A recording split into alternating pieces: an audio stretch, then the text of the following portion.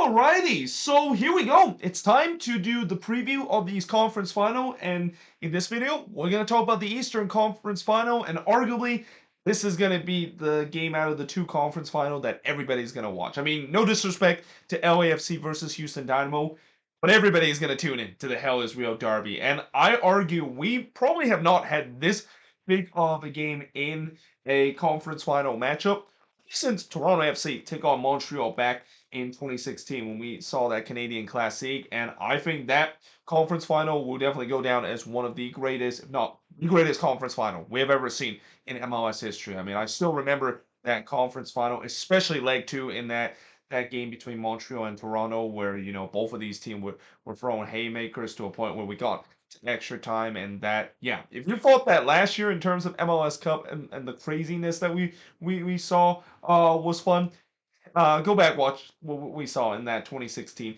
Eastern Conference Finals series in that Canadian Classic between Montreal and Toronto FC. Now, that being said, you know, just because this is a big matchup and that, they're knowing this is a Hell is Real derby and that, both of these teams hate each other, they're going to have a lot to live up to in terms of what we've seen in the Canadian Classic. And at least one thing I will say about the playoffs so far, at least in the conference semifinal, it's been very low scoring. It's been very low scoring. There hasn't really been as much kind of just excitement and some crazy wild thing that happened late in the game as we've seen before. And maybe that's due to the fact that heading into the conference semifinal, a lot of these teams have that long break and it really disrupt the rhythm. But now it could be interesting now that both of these teams have that one competitive playoff game under their belt, and now they're into the Eastern Conference Final, knowing that if you not only win this game and go to MLS Cup, but you're basically hosting MLS Cup this year. Yeah, there's gonna be a lot of stake, and I wouldn't be surprised that there could be a bit of a more of a high score in game that we've seen in this one than what people might think that it's just going to be a 1-0 game once again, because that's kind of how it is with the conference semifinal. But nevertheless, this game will start at 6 p.m. Eastern, 3 p.m. Pacific. Now, in terms of the all-time meeting in the Hell is Real Derby, Columbus still has the edge, 6-4-3. In fact, for Cincinnati, in terms of those 12 Hell is Real Derby that we've seen in MLS, because there was actually one Hell is Real Derby that happened in the U.S. Open Cup, which of course that was the birth of the rivalry with Cincinnati winning Columbus in that Hell is Real Derby. Cincinnati has had problems in terms of beating Columbus in the Hell is Real Derby. They only won 2 out of the last 12 in terms of the Hell is Real Derby, and really in terms of the last 5 Hell is Real Derby, Cincinnati has only won one of them, because in terms of the last 5 head-to-head matchup, it was a 3-0 win that Columbus had against Cincinnati, and then Cincinnati did had a 3-2 win against Columbus. Then it was a 2-2 draw between both of these teams, a 2-0 Columbus win over Cincinnati, and then a 3-2 win for Columbus over FC Cincinnati. Now, in terms of the conference semifinal and how they got to the conference final, well, Cincinnati, they got a very controversial 1-0 win against the Philadelphia Union, and I'm pretty sure to this day Union fans are still very upset in terms of that goal that counted, even though a lot of people and a lot of Union fans said that should have been offside. But it's been a week that since that has happened. If you want to kind of continue that debate, why not watch the review of that game and basically leave a comment below in terms of what do you think of that call? Do you think it's right or not? Because it's been a while.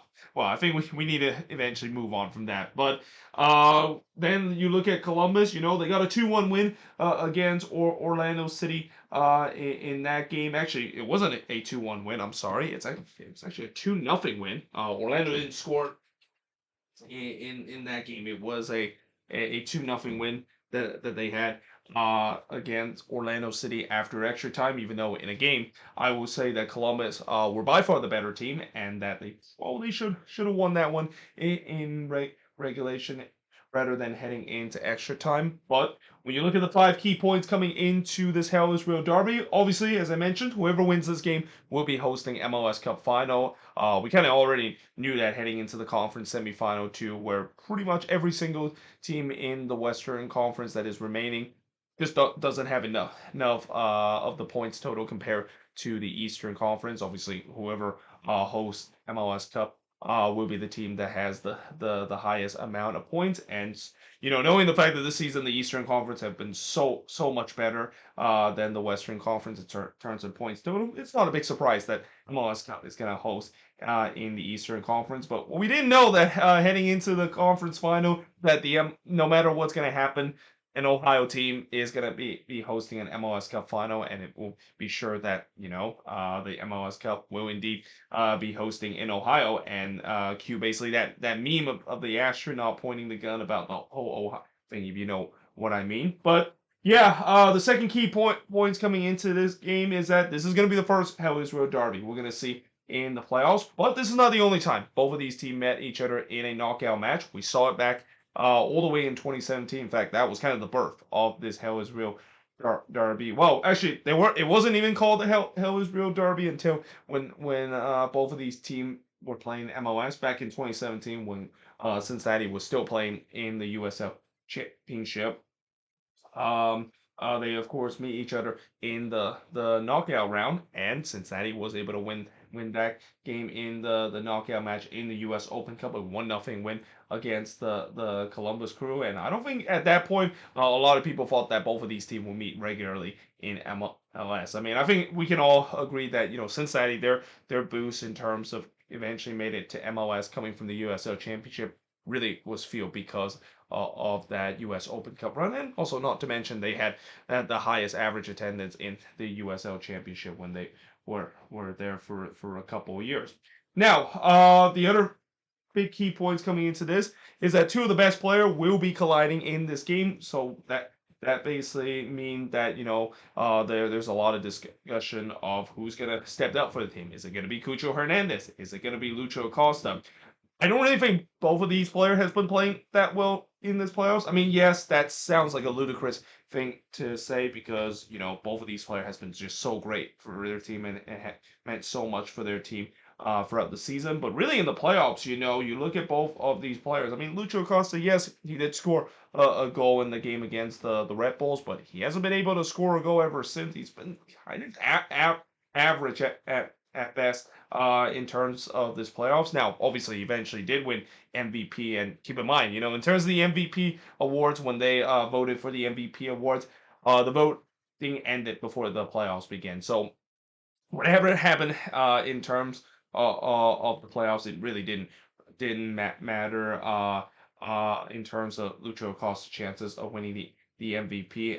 And there's no doubt everybody could agree that he had an incredible regular season, and maybe some minority fans and especially LAFC fans would say that Denise Bouanga had a better season, but I do think in terms of the importance to that a player to their team, and in terms of a guy that have scored the goals and the assists, I think Lucho Costa is just a little bit better in terms of that discussion compared to Denise Bouanga. But that being said, on the other side, you also got Cucho Hernandez, who, ever since the departure of Lucas Arian, he's pretty much take that role and ran with it. I mean, he's been the guy that's been carrying this attack at times, and so far in the playoffs, I mean, he's been okay as well. He did score in the first game against Atlanta United, and then of course he scored that great crazy empty net goal against Orlando City. But besides that, I mean, he's been also kind of average as well. I think the other thing you could also say coming into this game as another key point is what about the supporting cast? Obviously a lot of people will focus on Cucho versus Lucho, but what about the supporter cast? Is the supporting cast going to be there to support these players? I mean, for Columbus, is Diego Rossi, who had a really good game in the last one, going to continue to go off? Is there going to be more unsung hero play? I mean, who would have thought that Christian Ramirez would be coming off the bench and scoring a crucial goal for Columbus like he did against Orlando City? And then in the Cincinnati standpoint, Brandon Vasquez has had a bit of a down season, but he still can be a crucial goal scorer, and even some unsung hero on this team had stepped up big. I mean, who would have thought that Jefferson Mascara would be the guy that scores the winning goal against the Philadelphia Union, albeit in a very controversial way. So I think that's another thing that you could say that could be a key point where, as much as we focus on the best player and when they face against each other, what about the supporting team cast? Will they, of course, support those players and propel their team into MLS Cup. The other key points coming into this game is which defense could hold up against these two top end attacks. So obviously both of these attack are really top end. These are two of the best attack in the league coming into the playoffs. But now the question is that when you look at the defense for both of these teams, yeah, there's a lot of question. You got to say with the defense with both of these teams. I mean, Columbus. It's been the case throughout the season as much as I know their attack is very good. The defense is still going to be a big Achilles heel, and this is not a big surprise. Consider Wilfred Nancy likes to push his team forward more often, playing a high line. When you play a high line like that, you does take more risks if the other team basically counters you, which also kind of gets to my next point in terms of the big key points in terms of tactically. But obviously, Columbus, their defense at times has been very shaky. I mean, you even look at the Orlando game where even though Orlando didn't really do much on the attacking end, what we saw in that extra time period where the defense just completely crater after getting the 1-0 lead. And if it wasn't for Patrick Schulte just simply bailing that defense out, that could have been a whole different kind of game. And then you look at the Cincinnati defense. I mean, they're still going to be shorthanded coming into this game too. It was announced that Matt Miazga, he is going to be done for the rest of the playoffs and getting suspended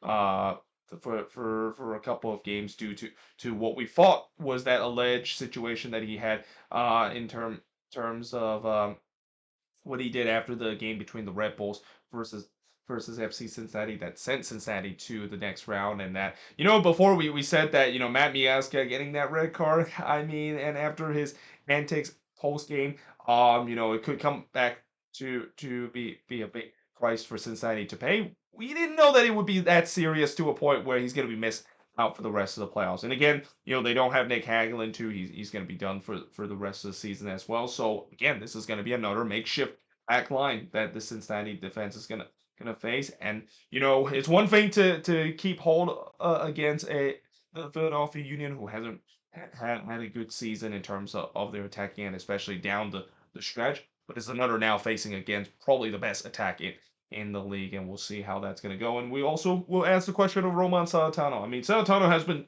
pretty good so far this playoffs, but obviously this season I still feel like he's been having a bit of a down season, and this is where I'm going to go back to what I said before of the question of there's been times where Roman Salatano has been shaky in goal. Is that going to come to play in the playoffs? I mean, it hasn't been, but it could potentially be the case. And you could also maybe even use this in terms of the argument about the goalkeeping too. I mean, Patrick Schulte was just huge in the last game.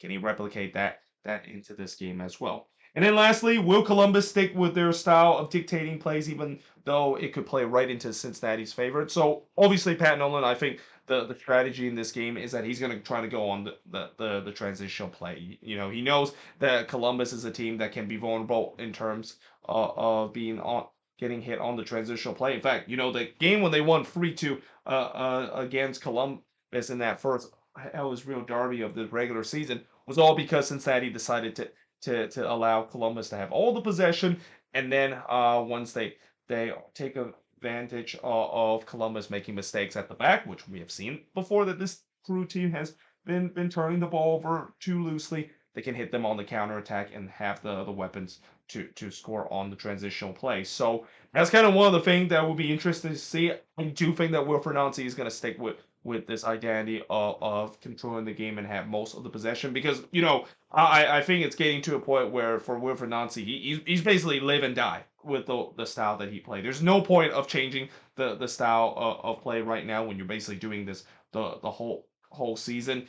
And Cincinnati will say, well, we're fine with that. I mean, all we need to do is just trying to sit back, be compact, and look for those transitional moments, and that if we're able to find those transitional moments, and if Columbus had turned the ball over too easily, like what we see before, we can capitalize that immediately. So yeah, it'll be very fascinating in terms of who the tactical standpoints on that, but I do think that this might be a game where I won't be surprised Columbus will have more of the possession and they will have more of the chances.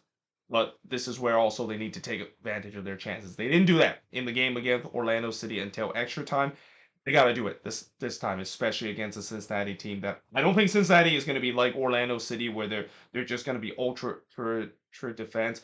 I think they're going to be a team that not only is going to be hard to break down, but they do have the weapons to go on the transition and especially punish Columbus. That I thought in that game against Orlando, Columbus did commit some really bad turnovers that it could have been easily punished if they face against a team that knows how to transition, and especially a team that can capitalize on you making a mistake, like what we see with FC Cincinnati this season.